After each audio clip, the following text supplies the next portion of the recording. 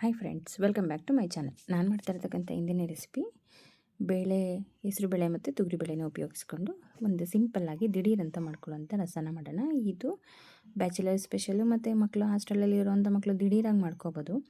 ಯಾರು ಮನೆಗೆ ಗೆಸ್ಟ್ ಬಂದರೂ ಅಷ್ಟೇ ದಿಢೀರ್ ಅಂತ ಆಗುವಂಥ ರೆಸಿಪಿ ಇದು.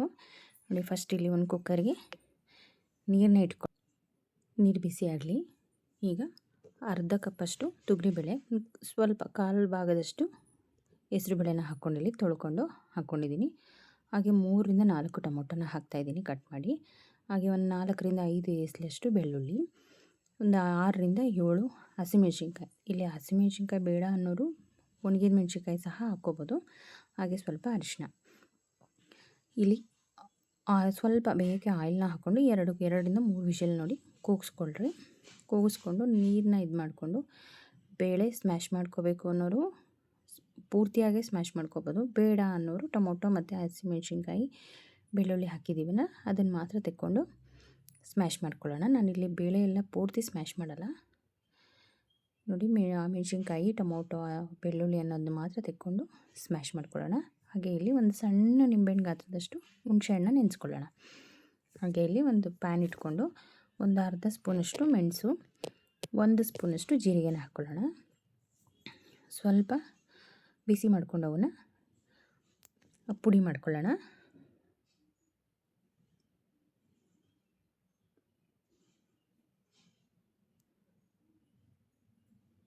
ಅದರ ಸ್ಮೆಲ್ ಘಮ ಘಮ ಅಂತ ಬಂದರೆ ಸಾಕು, ತೀರಾ ಉರಿಬೇಕು ಅನ್ನೋದೇನಿಲ್ಲ.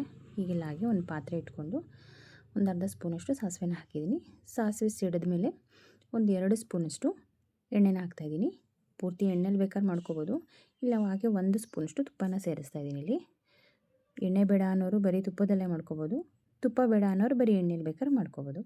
ಹಾಗೆ ಒಂದು 5-6 ಬೆಳ್ಳುಳ್ಳಿನ ಜಜ್ಜಾಕ್ತಾಯಿದ್ದೀನಿ ಇಲ್ಲಿ.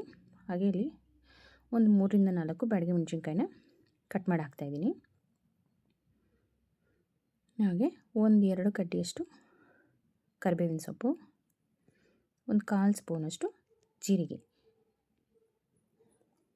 ಬೆಲ್ಲ ಹಾಕ್ಕೊಂಡು ಇಲ್ಲಿ ಇಂಗು ಬೇಕು ಅನ್ನೋರು ಇಂಗು ಸಹ ಹಾಕ್ಕೋಬೋದು. ಈಗ ಒಗ್ಗರಣೆಗೆ ಬೇಡ ಅನ್ನೋರು ಹಾಗೆ ನಾರ್ಮಲಾಗಿ ಮಾಡ್ಕೋತೀನಿ ಅನ್ನೋರು ಹಾಗೆ ಬೇಕಾದ್ರೆ ಮಾಡ್ಕೋಬೋದು. ನಾನು ಇಲ್ಲಿ ಟೊಮೊಟೊ ಮತ್ತು ಹಸಿಮೆಣ್ಸಿನ್ಕಾಯಿ ಮತ್ತು ಬೆಳ್ಳುಳ್ಳಿನ ಸ್ಮ್ಯಾಶ್ ಮಾಡ್ಕೊಂಡಿದ್ದೆ, ಅಲ್ಲಿ ಅದನ್ನು ಸೇರಿಸ್ಕೊಳ್ಳೋಣ. ಸ್ವಲ್ಪ ಕುದಿ ಹತ್ತಲಿ. ಈಗ ಆಗಲೇ ಬೇಳೆ ಎಲ್ಲ ಬೇಯಿಸ್ಕೊಂಡಿದ್ದೀವಲ್ಲ ಆ ನೀರನ್ನು ಸೇರಿಸ್ಕೊಳ್ಳೋಣ. ಇಲ್ಲಿ ಬೇಳೆ ತುಂಬಾ ಬೆಂದುಬಿಟ್ರೆ ಒಂಥರ ಗಟ್ಟಿಯಾಗಿ ಬಂದುಬಿಡುತ್ತೆ. ನಾನಿಲ್ಲಿ ಅದಕ್ಕೋಸ್ಕರ ಬೇಳೆನ ಮಸ್ಕೋತಾ ಇಲ್ಲ. ಇಲ್ಲಿ ಬೇಳೆ ಮಸ್ತಾಕ್ಬಿಟ್ರೆ ತುಂಬ ಒಂಥರ ಸಾಂಬಾರೆಲ್ಲ ಗಟ್ಟಿ ಗಟ್ಟಿ ಥರ ಇರುತ್ತೆ. ಹಿಂಗೆ ಇದ್ದರೆ ಸಾಕು.